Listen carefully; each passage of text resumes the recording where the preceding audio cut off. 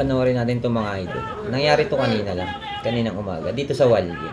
Meron isang taiko na nagwala o nag-amok. Hindi ko alam kung bakit.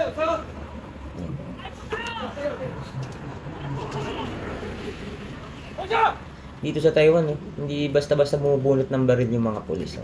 Tingnan nyo naman kung gaano kagigil na yung isang pulis dyan. Siguro kung sa Pilipinas lang ito, kanina pa yan tiklop.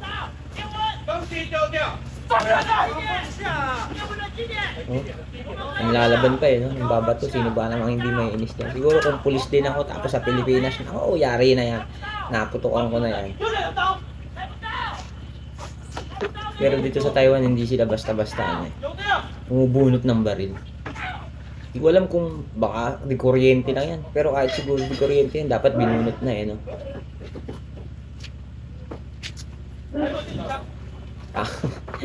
Gigil na yung mga pulis